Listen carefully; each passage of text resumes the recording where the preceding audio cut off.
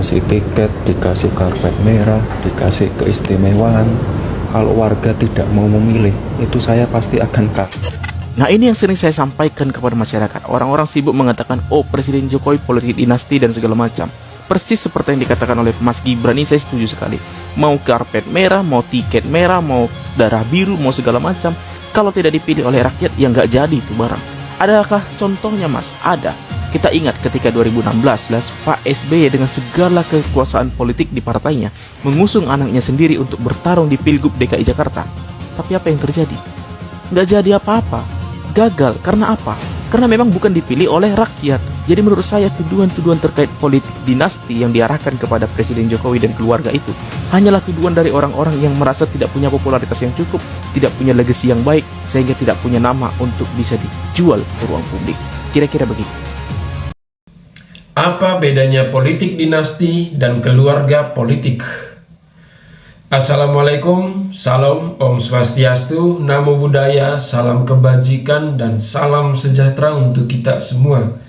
Kembali lagi bersama saya, Mata Kiri. Jujur, saya tidak tahu menau orang ini siapa. Yang jelas, dia mengaku bahwa dirinya analis netra dan belajar tentang hukum. Saya juga analis, Mas. Lebih tepatnya pengamat politik lingkar RT. Sebelum saya menanggapi video tadi, saya sebut saja orang ini dengan sebutan Mas Analis saja, biar enak ngomongnya.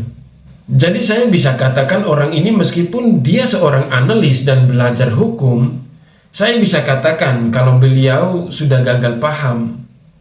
Ada 3 poin penting dalam video tadi yang bisa saya katakan jika Mas Analis ini sudah gagal paham. Poin pertama yang harus digarisbawahi oleh Mas Analis ini, tidak dapat membedakan mana politik dinasti dan mana keluarga politik. Dan di sini saya tegaskan Jokowi jelas memainkan keduanya, yakni politik dinasti dan keluarga politik. Keluarga politik itu sah-sah saja, sebab tidak ada larangannya. Keluarga politik itu seperti Bapak Presiden, anak wali kota dan ketua umum partai, ipar ketua MK, menantu wali kota, dan lain sebagainya. Itulah keluarga politik yang dimana hampir semua keluarga berkarir di bidang politik.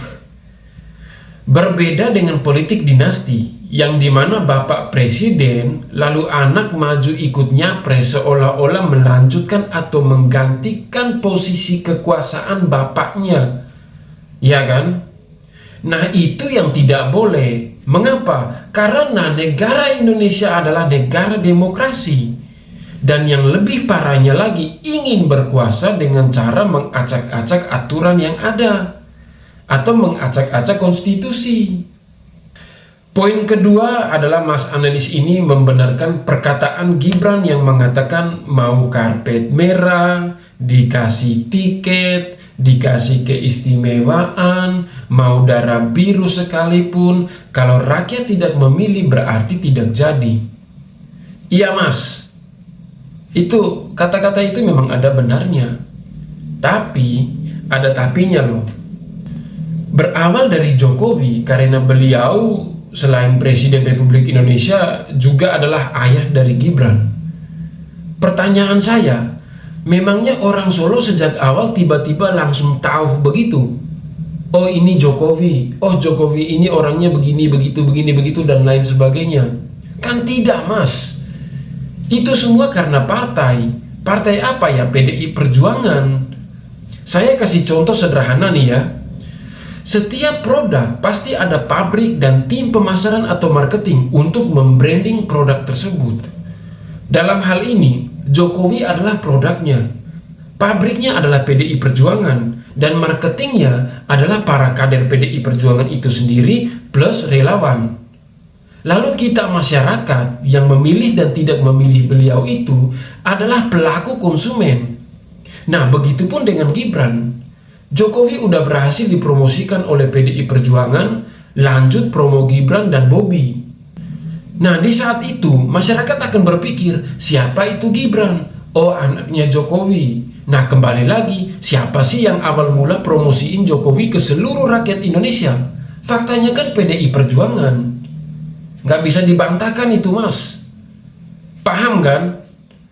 Pasti paham lah, masa orang hukum nggak paham. Lanjut poin ketiga.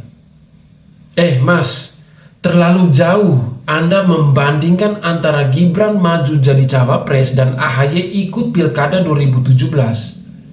Seperti yang sudah saya jelaskan di atas soal politik dinasti dan keluarga politik. Dan AHY di sini masuk di kategori keluarga politik, bukan politik dinasti. Jangan keliru ya.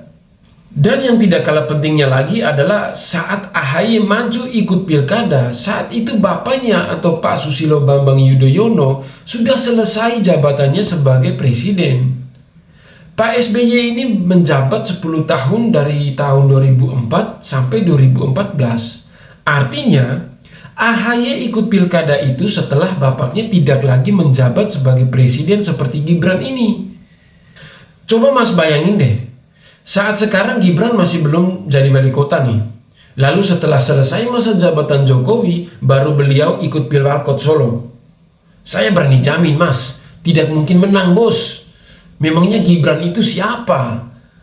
Begitupun sebaliknya, jika AHY ikut pilkada saat SBY masih menjabat presiden, saya jamin pasti bisa terpilih jadi DKI 1. Cuma mungkin saja Pak SBY tidak mau dicap sebagai yang dirasakan oleh Jokowi sekarang. Ini bukan perkara tidak punya popularitas yang cukup atau tidak punya legasi yang baik bos, seperti apa yang Anda sampaikan tadi. Tapi ini masalah siapa yang sedang berkuasa. Ayolah, jangan pura-pura bego lah bos. Dan kenyataan bahwa Pak Jokowi berhutang dalam setidaknya 7 jabatan publik kepada PDI Perjuangan, beliau dan keluarganya. 2 kali periode menjadi wali kota, 1 periode menjadi gubernur, 2 periode menjadi presiden, 2 periode menjadi wali kota untuk Mas Gibran dan Mas Bobi. 7 jabatan publik yang di situ beliau berhutang kepada PDI Perjuangan. Artinya itulah kendaraan yang beliau gunakan. Sehingga logika politik saya yang tadi saya katakan sebahagian saya menolak itu, Pak Jokowi sudah ke sana, itu karena secara politik norma fatsun dan pertimbangan politik apapun dalam konteks etika tidak sepantasnya Pak Jokowi kemudian tidak bersama dengan partainya. Begitu. Bahwa rakyat puas dengan kinerja pemerintah dalam penanganan COVID, iya, karena gua milih presiden untuk dia bekerja. Tapi apakah rakyat menghendaki atau setuju kalau presiden ditambah periodenya? Oh tidak, kata rakyat, karena itu menabrak konstitusi, menabrak aturan. Maka rakyat menolak. Oke, tertolaklah 3 periode itu. Kemudian dimanfaatkanlah yang namanya approval rating ini lagi-lagi dengan mengkamuflase yang namanya big data. Yang saya sampaikan itu hoax big datanya. Berkelas. Saya makin panas nih terus terang. Apakah rakyat puas dengan kinerja pemerintah? Enggak. Iya. Walaupun kita memperdebatkan angkanya, gitu. Berapa persennya kita masih bisa debatkan itu. Benar nggak di atas 70%? 80 katanya. Apakah rakyat menghendaki kalau presiden nambah setengah periode atau penundaan pemilu? Tidak, kata rakyat. Jelas itu sikap rakyat. Meskipun puas. Iya, karena dia memilih presiden untuk bekerja. Oke, dia puas. Tapi dia tidak memilih presiden untuk menabrak aturan. Itu sikap rakyat, Pak. Maka ditolaklah 3 periode, ditolaklah setengah periode. Dan sekarang suasana kebatinan rakyat menolak yang namanya putusan MK yang semena-mena ini.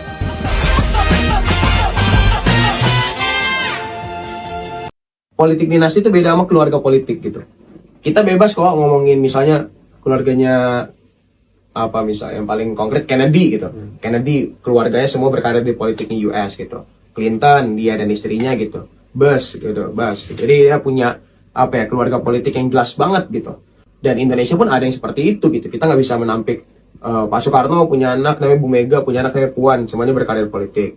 Misalnya juga Pak Erlangga punya anak namanya Raffinda Erlangga gitu. AHY anaknya Pak SBY. Ya itu hal yang biasa karena itu adalah keluarga politik. even lu lagi makan malam keluarga pun mungkin lu ngomongin politik gitu kan. Ya udah, nggak ada yang salah dengan keluarga politik. Bagi gue politik dinasti itu bukan sekedar keterlibatan keluarga politik, tapi politik dinasti yang gue definisikan adalah keterlibatan keluarga politik untuk bisa terus melanjutkan terah dan garis politik dengan cara-cara yang tidak sesuai koridor hukum. Kalau lu tahu ada yang sedang salah dari kondisi negeri lo hari ini, ya jangan diam dan jangan apatis. Kenapa? Karena kalau lu apatis, lu sendiri kan yang kena getahnya gitu. Jadi buta terburuk kan buta politik ya. Jadi orang tuh banyak menyangka bahwa sebenarnya kebijakan-kebijakan politik di tingkat atas itu nggak akan berpengaruh besar bagi kita. Padahal kalau bagi gue, dari lu bangun sampai lu tidur lagi dan lu bangun lagi, semua itu tergantung kebijakan politik gitu kan. Betul. Dan artinya lu harus betul-betul bisa berperan banyak gitu loh dalam pengambilan kebijakan-kebijakan di sistem politik. Dan itu nggak akan bisa berjalan kalau kita membenarkan politik dinasti. Dan kondisi hari ini tuh menunjukkan bahwa ini tuh bukan kerinduan kita akan hadirnya pemimpin muda gitu. Karena bagi anak-anak muda yang harus dijaga tuh konstitusi gitu. Dengan konstitusi, semua orang miskin tuh bisa yakin bahwa dia bisa jadi pemimpin gitu. Anak paling miskin sekalipun di Indonesia yakin dia bisa berkontestasi untuk jadi pemimpin. Dengan konstitusi, perekonomian Indonesia tuh diatur agar bisa menghadirkan kesejahteraan buat semua orang gitu. Dengan konstitusi, sistem negara hukum kita itu dijamin penyelenggaraannya agar bisa mewujudkan 3 tujuan hukum kan, kepastian, keadilan, dan kebermanfaatan gitu. Dan di masa-masa mendatang kan kita nggak tahu nih kondisi stabilitas dunia dan Indonesia itu akan kayak gimana gitu. Bisa jadi hubungan internasional kita makin berantakan, bisa jadi kondisi geopolitik kita makin amburadul, bisa jadi perekonomian kita nggak baik-baik aja. Dan artinya di tengah kondisi dunia yang sedang sangat amat tidak stabil, cuman konstitusi kan yang bisa jadi pegangan anak-anak muda gitu. Dan artinya kita semua yang akan menghuni Indonesia 20, 30, 40 tahun lagi ini sangat membutuhkan konstitusi untuk bertahan hidup gitu. Dan kalau kita semua kemudian menabrak dan menginjak-injak konstitusi itu, artinya kita nggak peduli sama masa depan kita sendiri gitu. Bagi gua apa yang terjadi belakangan ini tuh membuktikan bahwa sebenarnya tidak ada satupun langkah-langkah politik yang menunjukkan keberpihakan bagi generasi muda. Malah menghancurkannya dengan mengacaukan gerbang pengaman terakhir kita, konstitusi gitu. Dengan kehadiran calon wakil presiden beril anak muda, bukan orang tua yang dimudah-mudahin, membuat kampanye politik untuk pilpres ini menjadi lebih asik. Ya, dengan kehadiran Prabowo Gibran, lihat deh cara Prabowo ketika nanggepin wartawan, udah mulai sering bercanda, nggak terlalu serius. Bagaimana Mas Gibran juga dalam sosial medianya juga bercanda, ya, nggak terlalu serius, lebih asik. Ya, kalaupun menyindir lawan, cara sindirnya komedi banget, asik ya. Sedangkan kubu kayak Ganjar Mahfud kemarin, para seniman-seniman senior yang dulunya dukung Jokowi lalu beralih dukung Ganjar Mahfud, cara nyindirnya itu nyelekit. Kayak kakek-kakek nyindir cucunya yang kayak nggak asik gitu. Gimana sih rasanya kalau kamu disindir om, disindir kakek, rasanya kayak begitu ya. Nggak asik gitu, kayak kolot. Nah, ini bukti bahwa dengan adanya bonus demografi dan berpolitik ada benar-benar anak muda, masyarakat bisa menilai, anak muda bisa menilai gimana nih perubahannya mau seperti apa nih. Perubahan harus dilakukan oleh anak-anak muda. Perubahan harus dilakukan oleh orang tua yang mau berdampingan dengan anak muda. Bukan selalu di tangan orang tua untuk sebuah perubahan, termasuk di dalam bernegara. Apalagi dengan adanya kondisi bonus demografi. Bukan orang tua yang dimudah-mudahin. Ya, kata-kata itu Anda tujukan ke siapa? Anies nggak mungkin, Ganjar apalagi, Prabowo iya. Emang kamu nggak tahu usia Prabowo berapa? Sini bos, saya kasih tahu. Usianya itu 72 tahun bos. Jadi yang Anda maksudkan orang tua yang dimudah-mudahin itu ya Prabowo, siapa lagi? Lalu Anda mengatakan Prabowo udah mulai sering bercanda. Woi, bangun bos, bangun. Kita lagi nyari pemimpin negara, bukan lagi nyari pelawak. Jokowi dinasti kok tidak boleh, kalau Mega kenapa kok boleh? Woi, hai, kalau endos jangan berlebihan ya. Gini Leo, tak bilangi dari orang desa ini ya, Pak Karno telah didelepkan oleh Soeharto dan keluarga Soekarno tenggelamkan sedemikian rupa, ya. Akhirnya dengan perjuangan Megawati mendirikan PDI. Karena apa? Suaminya Megawati pun kena imbas kekuasaan dan diktatornya Soeharto. Sedangkan Jokowi, dia masih berkuasa tinggal 1 tahun. Anak-anaknya dimasukkan ke PSI, yang satunya Golkar, terus dijadikan wakil presiden calon, tapi tidak tahu nanti. Nah ini loh, menjaga netralitasnya nggak ada nanti. Karena apa? Jokowi masih berkuasa, blus goblok. Kalau Pak Jokowi turun beberapa tahun kemudian dia anak-anaknya naik, silahkan. Itu bukan dinasti. Tapi ini masih berkuasa, blok goblok. Bisa apa? Bisa tercoreng, bisa tercoreng. Karena yang buat tuh, yang bikin keputusan bukan masyarakat. Jadi Gibran itu memang udah tercoreng dikit. Tanya, dia paman tolong gini. Ya disain sama pamannya. Jadi saatnya itu berdua aja.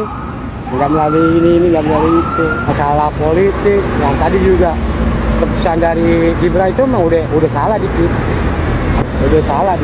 karena nggak misalkan melalui demokrasi, melalui perorangan seperti Gibran, lalu langsung ke MK.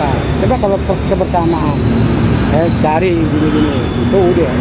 Tapi kalau kebersamaan, kalau pribadi kayak Gibran yang ngeputusin ke pamannya masalah undang-undang itu salah, kecoret. Ya ini minta keputusan dari bapaknya apa kagak. Kalau memang dia dapat dari ide dari bapaknya, ya begitulah. Tahulah kan.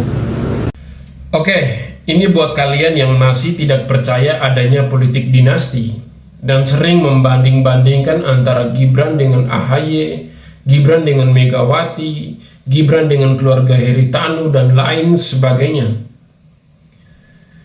Ini saya ambil salah satu saja, yakni perbandingan antara Gibran dan AHY. Asal kalian tahu ya, majunya Gibran Rakabuming Raka menjadi calon wali kota Solo saat itu pada Pilkada 2020 terus menjadi polemik.